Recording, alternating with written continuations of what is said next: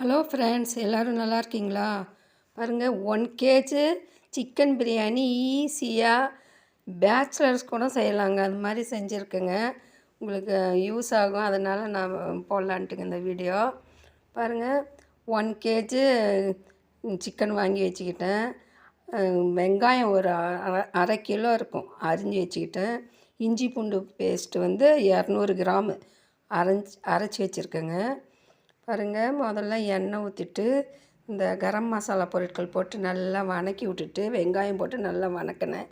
அதுக்கு பின்னாடி இஞ்சி பூண்டு பேஸ்ட்டு வந்து நம்ம அரைச்சி வச்சுருந்தோம் இல்லைங்களா, அதை போட்டு நல்லா வதக்கிட்டு க்ரீன் சில்லி போட்டேங்க. அப்புறம் மிளகாத்தூள், மல்லித்தூள் போடக்கூடாது, மிளகாத்தூள், கரம் மசாலா தூள் இது ரெண்டும் போட்டு நல்லா வதக்கி விடணும். இந்த பச்சை ஸ்மெல் போகிற வரைக்கும் நல்லா நம்ம வதக்கி விட்டுட்டு, அதுக்கு பின்னாடி தக்காளி பழம் நீல வாக்கில் மெலிசாக அரிஞ்சு வச்சுக்கிட்டு அதையும் போட்டு நல்லா வதக்கணும். கல்லுப்பு கொஞ்சம் 2 போட்டு விட்டுட்டோம்னா நல்லா அது வதங்கிடும் சீக்கிரமாக. நல்லா அந்த தக்காளி பழம் போட்டு நல்லா வதக்கி விடணும். அதுக்குள்ளே நம்ம சிக்கன் வந்து மஞ்சத்தூள் கல்லுப்பு போட்டு நல்லா பெசரி விட்டு நல்லா வாஷ் பண்ணி வச்சுக்கணும். அதில் ஒரு வாசம் இது ஒரு மாதிரி ஸ்மெல் இருக்கும் இல்லைங்களா, அது இருக்காது. அதனால நல்லா நம்ம வாஷ் பண்ணி வச்சுக்கணும். இது நல்லா சுருண்டு வரணும் அந்த மசாலா. 1 கப்பு தயிரும் வச்சுக்கணுங்க. பாருங்க, கல்லுப்பு போட்டால் நல்லா நம்ம சீக்கிரமாக வதங்கும் தக்காளி பழம்லாம்.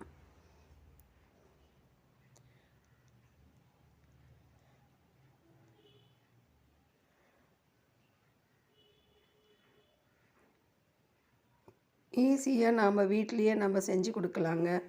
வீட்டில் போய் நம்ம கடையில் நம்ம போயிட்டு சாப்பிட்றதோட இதை நம்ம வீட்லேயே நல்லா ஆரோக்கியமான முறையில் செஞ்சு சாப்பிட்லாங்க. ரொம்ப ஈஸியாக செஞ்சிடலாம்.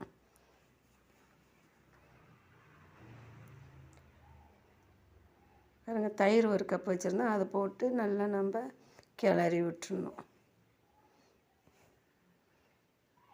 தயிர் எதுக்கு போடுறோன்னா நல்லா புளிப்பு எடுத்து கொடுக்கும். ஒரு சாதத்துக்கு சாதம் ஒட்டாமல் வரும்.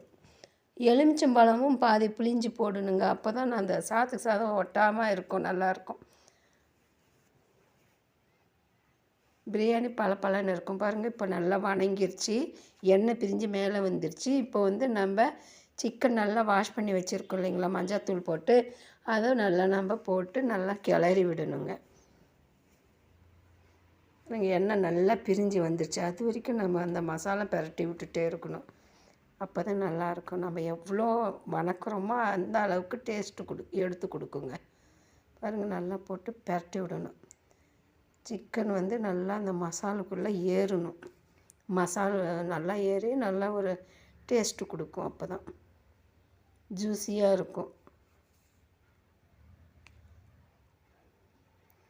ஒரு அரைப்பாதம் வெந்ததுமே நம்ம புதினா இலையை போட்டு நல்லா வதக்கி விட்டு 1 kg அரிசிக்கு 1.5 லிட்ரு தண்ணி ஊற்றினோம்னா சரியாக இருக்கும்.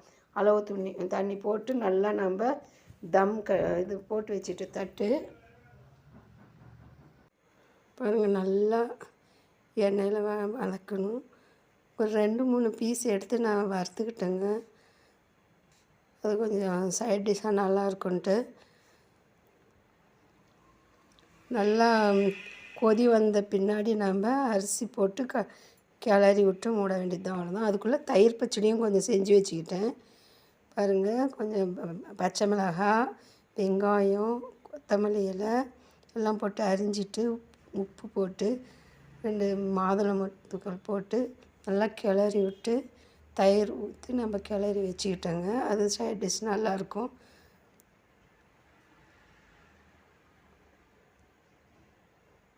பிரியாணிக்கு காம்பினேஷன் எப்பயுமே தயிர் பச்சடி.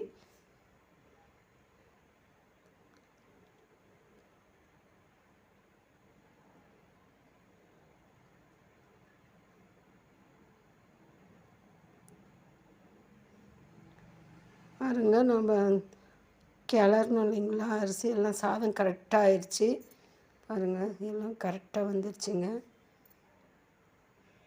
ஒரு சாதத்துக்கு சாதம் ஒட்டாமல் பளபளன்ட்டு கரெக்டாக இருக்குது. 1க்கு 1.5 தண்ணி வச்சா சரியாக இருக்கும். அரிசி ஒரு 1/4 மணி நேரம் ஊற வச்சா போதுங்க. கரெக்டாக வந்துருக்குது.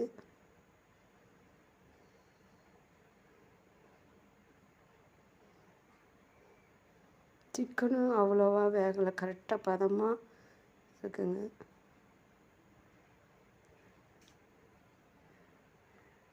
ஆல்மோஸ்ட்டு பிரியாணி ரெடி ஆயாச்சு. பிடிச்சிருந்தால் லைக் பண்ணுங்கள், ஷேர் பண்ணுங்கள்.